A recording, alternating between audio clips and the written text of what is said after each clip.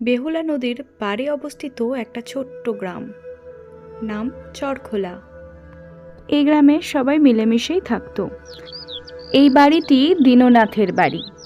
দীননাথ, তার এক পুত্র এবং স্ত্রী, এই নিয়েই তার পরিবার।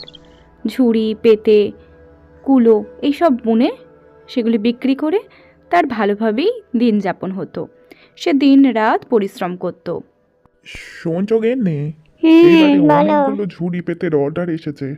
আমাদের অবস্থা আরো ভালো হবে। দীননাথ তার ঠেলাগাড়ি করে ঝুড়ি, পেতে করিমগঞ্জের বাজারে নিয়ে যায়। এই দাদা, ঝুড়ি আছে, ঝুড়ি, ভালো ভালো ঝুড়ি পেতে, কুলো আছে। দাদারা, কম টাকায় ভালো জিনিস নিয়ে যান, নিয়ে যান। ও দাদা, ও বৌদি, শুনতে পাচ্ছেন? ভালো ভালো ঝুড়ি আছে, সব সাইজের ঝুড়ি পাবেন। ওই ছোট পেতেটা কত টাকা দাদা? 20 টাকা দিদি ভাই। দীননাথের সেদিন কপাল ভালো, তার সব জিনিস বিক্রি হয়ে যায় অনেক কম সময়ের মধ্যেই। কিন্তু দীননাথের পরিবারে হঠাৎ নেমে আসে এক দুর্যোগ। হঠাৎ দীননাথের মাথা ঘুরে যায়। বাড়ি এসে সে ক্লান্ত হয়ে শুয়ে পড়ে। কি গো, বুকে যন্ত্রণাটা কমলো? ভাই, তোর বাবা কেমন করছে রে? দেখ, আবার এখন অজ্ঞান হয়ে গেছে। বাবা, এখন আমি কি করব? এই সময় আমি কোথায় ডাক্তার পাবো? তোর বাবার যে আর শ্বাস পড়ছে না রে বুবাই। কি করব আমি? তোর বাবা নেই। বাবা, ওগো আমার কি হলো গো? বাবা, কি করব? বুবাই এখন 13 বছরের ছেলে। কিন্তু খেলার জন্য ডাকতে এসেছে। ও বড় মা, বুবাই কোথায় গো? আমরা একটু খেলবো। ও মা, মা, ও মা, আমি আজকে খেলতে যাবো মা। যা, তাড়াতাড়ি চলে আসবি। বুবাই আর চিন্টু দুজনে মিলে খেলতে চলল। তাদের নির্দিষ্ট একটা খেলার জায়গা আছে, সেই পাড়ায় গিয়ে তারা খেলা করে। টুবলুকে ডাকেনি চিন্টু, সেই জন্য টুবলুর রাগ হয়। এ টুবলু, টুবলু। পরের দিন টুবলু বুবাইকে ডাকে নদীর পাড়ে। ভরা বর্ষাতে বেহুলার জল কানায় কানায় পরিপূর্ণ। শয়তান ছেলে, চিন্টু দাদা তোকেই কেন ডাকে রে? আমাকে ডাকে না? হ্যাঁ, হ্যাঁ। টুবলু, তুই আমাকে মারছিস কেন রে? আহ আহ আহ, আমার কি লাগছে? একে বুবাইয়ের মা চিন্তা করে, এখনো ছেলে বাড়ি ফিরল না। মারপিট করতে করতে টুবলু বুবাইকে ঠেলে ফেলে দেয় জলে। বাঁচাও, বাঁচাও, বাঁচাও। আমি এখন কি করি? পালাই। মঞ্জু ছেলেকে খুঁজতে খুঁজতে চলে আসে বেহুলা নদীর পাড়ে। দেখে তার তরুণ তাজা ছেলেটা জলের ওপর ভেসে আছে। ভগবান, আমার কি হলো গো? আমার কি হলো গো? বুভাই, বুভাই, আমি কি নিয়ে বাঁচবো বুভাই? প্রতিবেশীরা মঞ্জুকে বুঝিয়ে বাড়ি নিয়ে যায়, কিন্তু স্বামী সন্তান হারিয়ে শোকে দুঃখে মঞ্জু তার আর প্রাণ রাখতে চায় না। ছুটে সে বেহুলা নদীতে গিয়ে নদীর জলে ঝাঁপ দিয়ে দেয়। আমি আসছি বুবাই, আমি তোর কাছেই আসছি।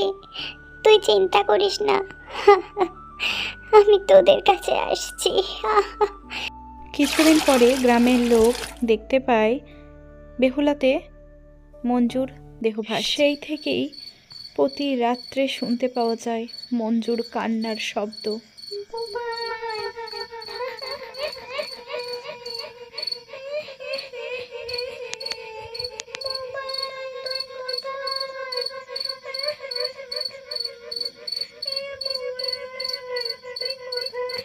রাসেল, কাল শুনেছো রাত্রে কেমন কান্নার আওয়াজ শোনা যাচ্ছিল?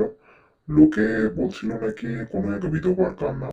তার ছেলে ওই বেহুলার জলে ডুবে যায়, তাই সেও ওই জলে ঝাঁপ দিয়ে আত্মহত্যা করে। হবে নাকি আজ রাত্রে? এ বেটা দুটো আজ নিঘাত মরবে। আমি যখন শুনতে পেলাম তখন এদেরকে সাবধান না করে কি পারি? একবার বলি, তারপর দেখি। তোমরা শহরের ছেলে, তা বলে এই চরখোলা গাঁয়ের বিধবার কান্নাটাকে গুজব বলে মনে করো না। বাপ মার কাছে যদি বেঁচে ফিরে যেতে চাও তাহলে যেও না ওই পারে। এই চরখোলা গাঁয়ের সবাই জানে বিধবার আত্মা ওই নদীর পাড়ে ঘুরে ঘুরে বেড়ায়। রাসেল এবং সোহেল দুজনাই একজনকে জিজ্ঞাসা করে বেহুলা নদীটি কোন দিকে। বাচ্চারা, তোমরা বেহুলা নদীর পাড়ে যেওনি, বারণ করছি।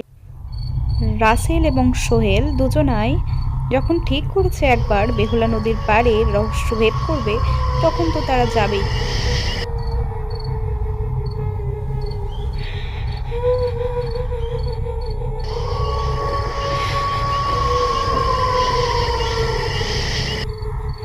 তোমরা আমার ছেলেকে দেখেছো?